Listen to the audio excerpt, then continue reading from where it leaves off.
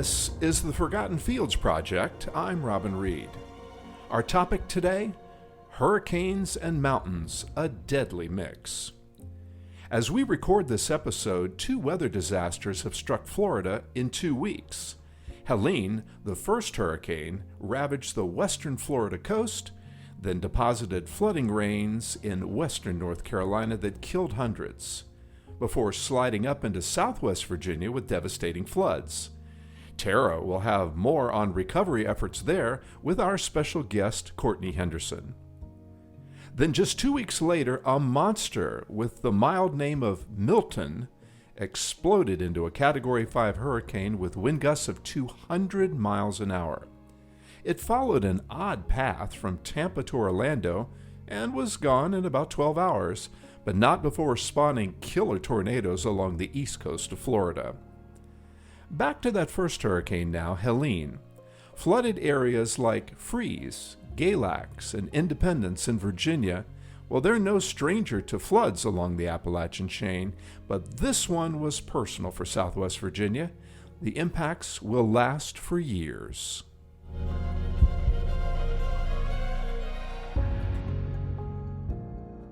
So kind of give me a rundown of your history, the family's history with the farm. You've been here forever. Yeah. So, our family dairy farm. So, first off, I'm Courtney Henderson. I'm a 5th generation dairy farmer at Cayfield Dairy Farm down here in little old Troutville, Virginia. Our family dairy has been in the family business since 1749. That is when our records kind of began, and that's kind of where we've kind of taken off. We say 5th or 6th generation just because that's when we switched from having just a regular farm to, that's kind of when we became production agriculture. So we went from being just enough to take care of ourselves and a couple neighbors to suddenly we're in production ag taking care of hundreds of people. So that started about 1935. Wow.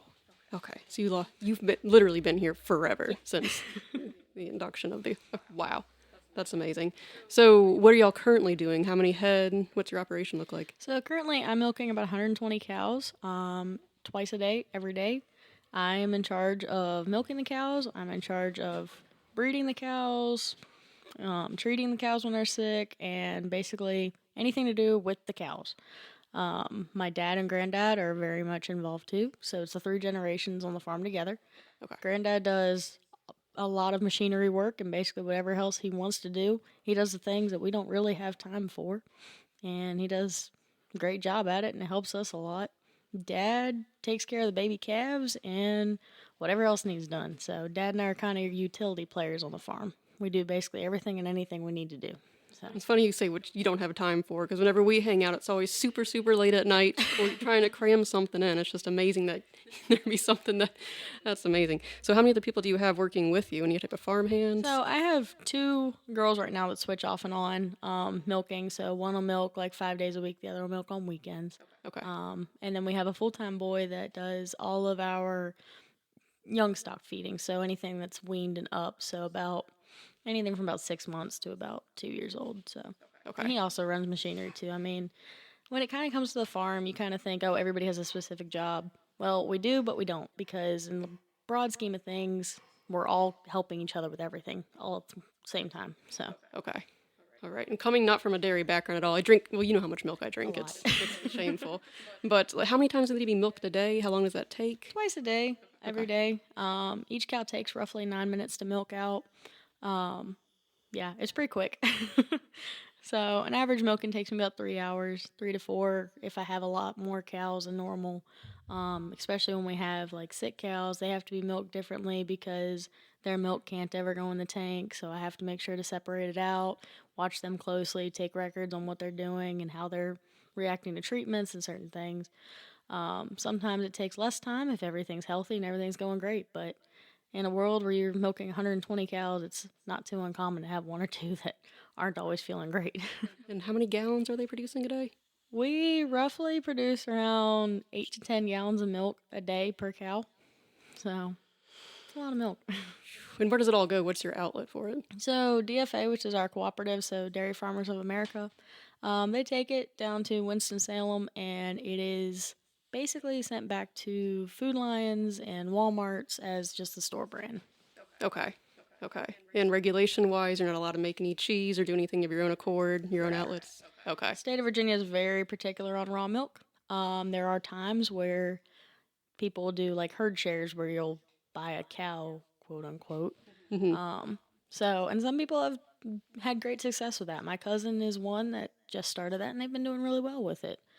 Me particularly, I don't know if I would take the risk or the liability that comes along with it.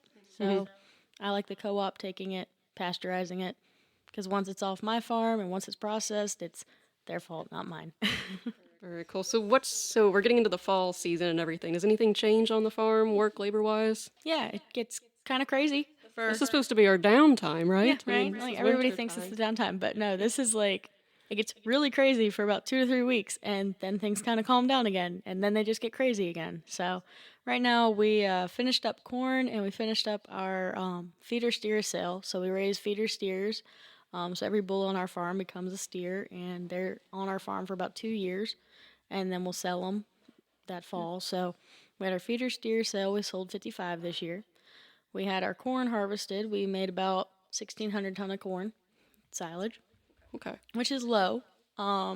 Usually it's like over 2,000, but we had a drought this year, so we're figuring out how to deal with that. And then we are now like planting triticale, so our cover crop for the fields until next year. And yeah, so I'm making like the last bit of hay because we still have some hay that just needs to be cut off, so Okay. it can help grow for next year. Okay. All right. So everything's kind of not winding down, but it's almost kind of revving up in a way. Okay. Well, very nice. So, any type of ideas for the future? Do you have any idea where you want to take it? So for now, we're gonna keep dairying, just because it just seems like something that I'm really passionate about, and the girls are still doing pretty good. In the next 5 years, Dad wants to start incorporating some beef cattle and eventually go to beef cows. That's been his kind of goal, is to switch over. For me, I'm looking at potentially selling some beef off the farm. We use artificial insemination on our cows. Instead of having bulls, we do it ourselves. And the way the industry is moving, we're thinking about breeding more to beef, and I want to sell that beef eventually. So, but we'll see where that goes. So you do so much on the farm. So much of your life is tied to it, and your identity is so tied to it. And a lot of farmers, they don't really get off the farm, or at least doesn't feel like it. We feel suffocated kind of by it in a way, and also enlivened by it. But you find so many opportunities and time to get out into the community and better the community too. That's all I ever hear about from you. I'm always so proud of you every day. You're always doing things that better kids. Just, it's amazing. What kind of got you started in that? Because you're so passionate about it. So there's like 3 quotes that I live by. One of them I heard when I was in my like 6th grade English class, and it was by Ray Bradbury, and it's, the things that you love should be the things that you do, and the things you do should be the things that you love. I absolutely love dairy farming. I love everything about it. I love the cows, and I love teaching people. And that's kind of where everything got started. So, like you said, I do a lot. So I have the dairy farm. I also have field trips every now and then on the farm. I've had to cut back on those over the years because I just don't have the people there to help kind of chaperone the overall field trips. I coach softball because I used to play softball and I wanted to give the kids the opportunity. I'm trying to start a 4-H dairy club because I have a lot of kids interested in dairy just like I was. So these are all things that I love doing, so why not do it? Okay. And you were involved in 4-H back in the day as well, and FFA? 4-H wasn't that big of a thing when I was growing up. FFA was more of a thing when I was growing up, so I was very involved in FFA, still am. Somehow, someway, I got voluntold and became the alumni president for the FFA alumni. We're going to just say voluntold because I'm really not sure how that happened. I offered to take notes at one meeting, and the next meeting I was president, so... Gosh, yeah, I even get those emails from you on that list, and it's amazing. Just your agendas, everything's just so well organized, and it's just streamlined, and I just don't know how you do it all. You juggle so much. But I know I understand that you're starting a dairy club as well. Okay, can you tell me about that? That's also community-oriented, helping the youth. So at the county fair every year, we always have 3 or 4 kids that are showing dairy calves. And the livestock club has been home to the dairy kids for now However, like when you look at the livestock club, they have beef cattle, they have pigs, they have chickens, they have sheep, and everything else. And the dairy breed itself is so complex. And the competitions out there are endless. They have milk quality competitions, dairy judging competitions, dairy showmanship competitions. They have skillathons, all different things.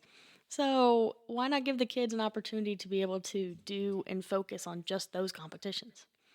So, and also, like, the dairy industry is not the biggest industry anymore. We can all be honest, dairy farming is hard. So, to give the kids a little glimpse of what it's like, that's just something that I've always wanted to do. So, why not? That is fantastic. Well, I hope the word spreads, and I hope you get a lot of kids involved. But it already sounds like you have some ready to go. Yep. As soon as we can pull the trigger on it. That's fantastic.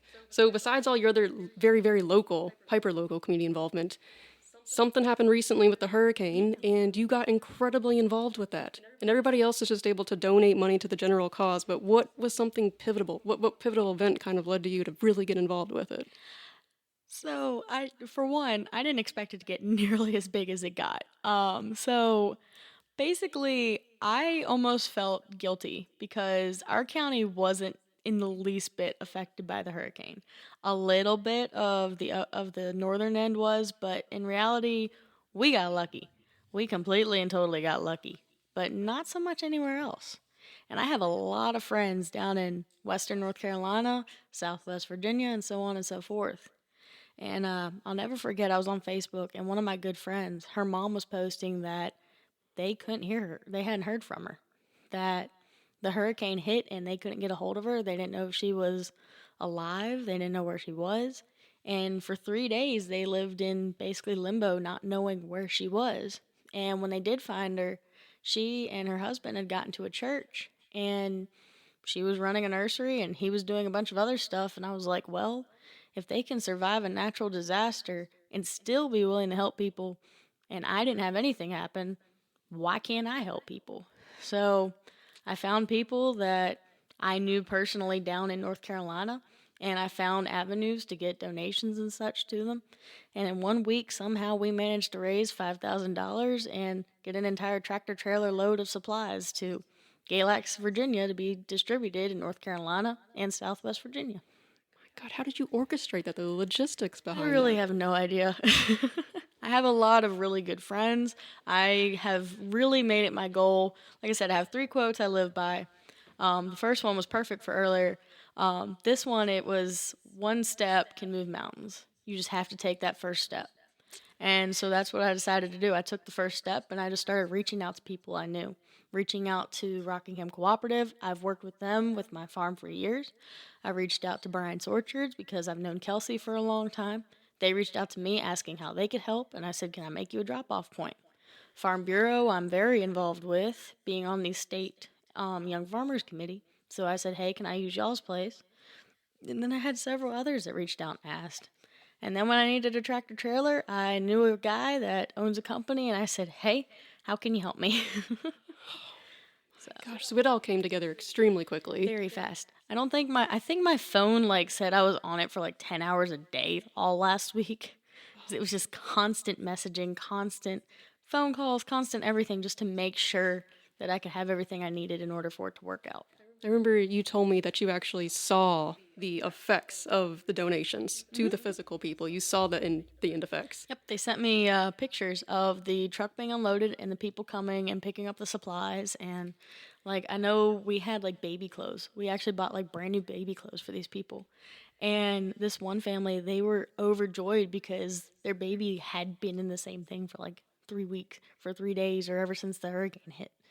So Remember how thoughtful when I saw everything that you were boxing up. I mean, you had the boxes and boxes of toothbrushes were just amazing. But you thought of everything. You thought of the air mattresses, the pumps for the mattresses, the different blankets, we even had the a pallet kid of themed chainsaws. blankets. Like, I didn't know we had a pallet of chainsaws, but apparently someone donated a pallet of chainsaws to us. And that leads to another really good point is the cleanup after this. I mean, the chainsaws are going to be useful for that, but all this is this is going to help them in the next week, next 2 weeks. But how are they going to recuperate, and how long do you think it's going to take for them to restore their way of life? And are they going to need more supplies soon?